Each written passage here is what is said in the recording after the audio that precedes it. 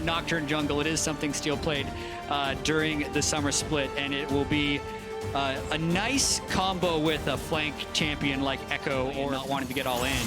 Speaking of which, this is really good gank timing from Xerxes. Hook onto Norscarin though, he's almost dead. Heals up with the Guardian gang, gonna take a lot of damage here. Doesn't have the flash, he's down. First blood to Splyce. Oh, such. One has his. When we get towards level 6 here for DFM though, that's where they can really start to make plays. Evie gonna try and jump away. The stun, almost gonna connect here from Chachi. He flashes forward, there's the stun, and Evie locked up underneath this tower. Xerxes will cull him. Some of his LJL counterparts. They might be trying to get the kill onto Hecarim here. Parallel convergence. He might be able to solo kill him, actually. I think he just gets him. The smite comes down. One more auto should be enough. Xerxes just about able to survive, and here comes the paranoia! And Ceros jumps underneath the tower. The damage coming back from him. Splyce is not enough. The hook's still going to land onto Norscarin, who has to flash away. Here's Humanoid from the backside of the fight. Ceros rooted up, locked down, and the kill comes in for Kabi. Unipon unable to join his team, and Humanoid can still chase. Realm Warp forward. Splyce going to take it 2 members strong. The play from Gang trying to push them away, and here comes Unipon, but the knockup's not quite going to connect. Gang goes down. Humanoid still trailing. Unipon flashing forward. The damage from Splyce is huge here, and Unipon has to run away. Kabi landing the feathers one after one after one, and the Blade Caller rips them. Proving Nocturne mid to be a good and viable pick. Don't say that! Yes. Vedius will lose Elo. The paranoia coming out in the mid lane as the parallel convergence connects as well. And just the Cloud Drake here, but DFM able to force them away. So Humanoid, of course, only just respawning means that he wouldn't be in any. Now it is. Will we see a fight? Ceros there, Xerxes just around the corner. Parallel convergence coming out, the onslaught of shadows. The root's going to connect onto Ceros, who pops paranoia straight away. Norscarin gets the double knockup though, and it's 3v2 in favor of Splyce. They take down one. The jump back from Steel with the chrono bait will get him to safety, but Splyce were able to react to the play coming out from DFM. Now, Chachi locked up with the wallop. Evie still has the Gnar here. Chachi into the wall. Chachi's just been very greedy here. The slicing maelstrom comes out, but Evie can still chase it. And when they're winning, they're actually really able to snowball a lead between the 15 and 25 minute. Yeah, and the normal is closer to where DFM is when compared to what Splyce has, if we're trying to give some aid to interpreting these stats. But also, looking at the overall goal in this game, it does look like Splyce is going to approach 50 minutes at closer to a 3,000 gold lead, which is actually quite large at this point in the game. But here comes that Nocturne. Paranoia. Nocturne's coming to get you as he jumps in. Ceros taken low, though, trying to get on towards the back line. Kabi with the Featherstorm was able to survive. Ceros so low, the Blade Caller will rip back through him. And here comes the onslaught of shadows. Steel has to flash away. Meanwhile, in the bottom lane, the box came down, but Gang has fallen. The damage coming out from Chachi is humongous. Let's go down towards bot. To succeed, they have to find some way of getting the Xayah R out before Nocturne jumps in. Because as we see right there, if he goes in... Relatively even in terms of plates, they are 6,000 gold behind. 9 kills, 3 down.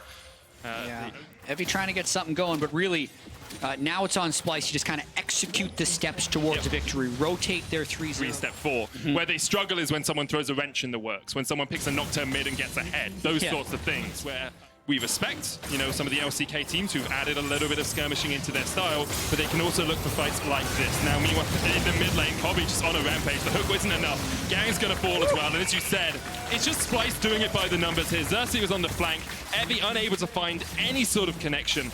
And it's too easy for Splyce right now. 7,000 gold ahead, 11 kills to 3 up. They've already broken the tier 2 in the bottom lane. They're looking towards tier 2 mid and the tier 2 top. Evie jumping in, caught out in the slicing maelstrom, and he went just a little bit too deep here. He's going to go into mini just before he falls. It's another kill over to Splyce. Yeah, this one is looking like it's going to be fast for Splyce on the total spectrum of how you close out games, because that's so that the Nocturnal can't end up getting picks. Or, hey, let's just go in. Yeah, Norscarin goes in for the engage. Steel's going to pop the chrono break. That was a little bit ambitious, you have to feel. And meanwhile, on the backside of the fight, Humanoid is fleeing. Evie going in. The perfect position here for DFM. And they are sweeping Splyce. A double kill comes out. Chachi trying to go back in. Look at the damage coming back out from Xerxes. Kabi on the front line. Now opens up and it turns around. But in a moment, for a moment there, Detonation FocusMe had hope. They had a glimpse back into this game, but Splyce ripped it out. Make sure they're collecting as many objectives bot side as possible before they fully set up a full 5v4 if we can. Ceros, of course, has the ultimate still. If Humanoid oversteps... Yeah, they're going to go for kill and trade the Baron. Paranoia coming in. Realm Warp is going to be feared, but he still manages to get in it just in time. No flash, no quickness on the Rakan, though, and Evie almost has the Mega Gnar. Hook coming out. Norscarin going to catch out Steel. Kabi 1,000 gold lead after they get this. And you have to think they should just be able to get towards these side lanes and start. Who he's played on stage, this exact stage, dozens of times. Here we go. Splyce looking down towards that bottom lane. Righteous Glory was popped there by Humanoid. Xerxes looking for an engage as well if he can find it, but the inhibitor tower's already fallen. Here goes Steel jumping in. Norscaven answers back. Steel chunked out. Manages to jump back with the chrono break. He'll survive for the moment, but Splyce is still very healthy and can just push in towards this bottom lane. There's a minion wave on its way. Minions in the mid lane as well that Xerxes going to go and help out buff up with the Baron buff. But for the moment, Splyce will just try and take one inhibitor. Xerxes can come in from the side. Bot lane inhibitor down to about half HP. Splyce should get this one. DetonatioN FocusMe unable to find an engage to answer it. Norscaven going to jump across the wall here onto Vizicachi, and now Splyce rotate towards the mid lane. Second inhibitor tower there, target Evie.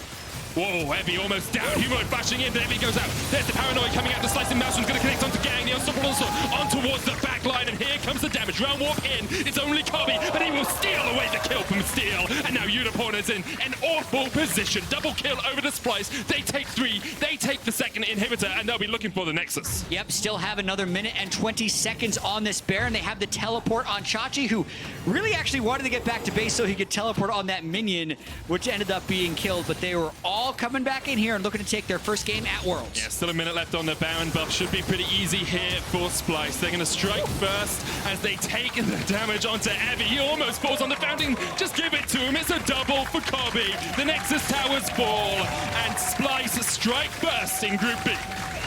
And a beautiful first game from Kobe.